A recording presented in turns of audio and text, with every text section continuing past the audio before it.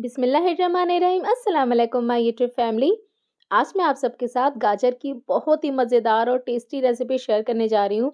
गाजर का हलवा तो आपने कई बार खाया होगा, तो आप एक बार इस तरीके से गाजर की खीर बना के देखें। ये इतना मज़े का बनता है ना कि आप हलवा तो भूल ही जाएंगे। तो सबसे पहले मैंने यहाँ पर आधा कप चावल को भिगो कर रख दिया है आधे घंटे के लिए।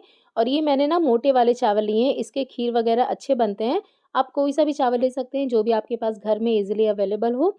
और इसे हम डाल देंगे मिक्सिंग जार में, क्योंकि हमें इसे हल्का सा ग्राइंड करना है, दरदरा सा पीस लेना है। इससे जो खीर का टेक्सचर है वो बहुत ही अच्छा आता है और टेस्ट भी बहुत अमेजिंग आता है।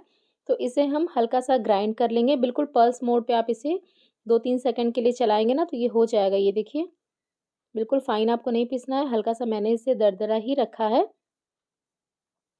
इसे अभी हम साइड में रखेंगे। इसके बाद मैंने यहाँ पर ले लिया है आधा किलो गाजर। इसे मैंने छील कर अच्छे से वॉश कर लिया है। तो गाजर को हमें ग्रेट कर लेना है यहाँ पर।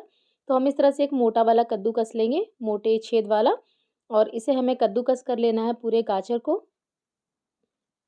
ये देखिए, इस तरीके से मोटा मोटा आपको थोड़ा कद्दूकस करना है इसे, वरना अगर आप महीन वाले से करेंगे ना तो ये बिल्कुल खीर में जाके इतना ब्लेंड हो जाएगा कि पता ही नहीं चलेगा कि आप गाजर का खीर खा रहे हैं, वो बिल्कुल हलवा सा बन जाएगा। तो ये देखिए, मैंने इसे कद्दूकस कर लिया है इस तरीके से।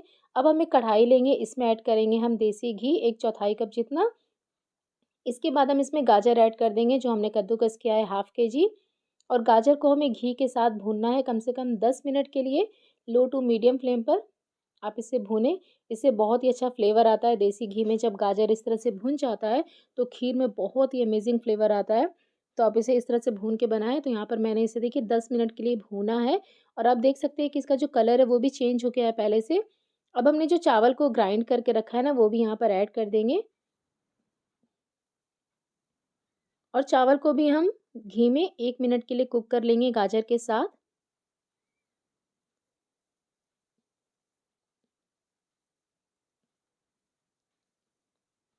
तो देखिए, मैंने यहाँ पर 1 मिनट के लिए चावल को भी कुक किया है। अब हम इसमें दूध ऐड करेंगे। ये मैंने बफेलो मिल्क लिया है, 1 लीटर है पूरा। और इसे इसमें डाल के हमें चलाते हुए इसे पकाना है, छोड़ना नहीं है आपको। अगर आप इसे छोड़ देंगे तो हमने चावल ना पीस के डाला है, तो वो उसकी गाँठें बन जाएँगी, गुठली बन जाएगी। तो आपको छोड़ना नहीं है, इसे लगातार चलाते हुए पकाना है। और इस तरह से आप एक लैडल से चलाएँगे ना तो जो भी गाँठ रहती है वो भी मैश हो जाती है पूरी। तो आप एक लैडल ले लें और इसे गाढ़ा होने तक हम पकाएँगे, जब तक कि चावल के जो छोटे-छोटे दाने हैं वो कुक नहीं हो जाते और ये इस तरीके से गाढ़ा नहीं हो जाता, तब तक हमें इसे पका लेना है। और अब हम लास्ट में इसमें ऐड करेंगे चीनी। तो मैंने यहाँ पर ये 1 कप चीनी लिया है। आपको अगर मीठा कम चाहिए तो आप 3/4 कप जितना डाल सकते हैं, वरना इतनी बिल्कुल परफेक्ट है। लास्ट में इसमें चीनी ऐड करके हम इसे 2 मिनट के लिए और कुक करेंगे। और आप देख सकते हैं कि कितना ज़्यादा क्रीमी और डिलीशियस लग रहा है ये, और बहुत ही ज़्यादा टेस्टी बनता है। तो एक बार आपको इस रेसिपी को ट्राई ज़रूर करना है, ये आपको बहुत पसंद आएगा। आप गाजर का जो हलवा है ना वो खाना भूल जाएँगे। लास्ट में इसमें ऐड करेंगे हरी इलायची पाउडर और थोड़े से कटे हुए काजू, बादाम और पिस्ता। आपको जो भी ड्राई फ्रूट्स ऐड करना है वो आप कर सकते हैं। इसमें गरी भी बहुत अच्छा लगता है, लेकिन मेरे पास अभी नहीं था। और इसे डालकर हम मिक्स करेंगे, गैस का फ्लेम बंद कर देंगे और अब हम इसे सर्व ये देखिए, मैंने इसे सर्व कर दिया है। आप भी इसे ज़रूर ट्राई करें और अपने फीडबैक मेरे साथ शेयर करना बिल्कुल भी ना भूलें। मिलते हैं एक और नई रेसिपी के साथ, तब तक के लिए अल्लाह हाफ़िज़।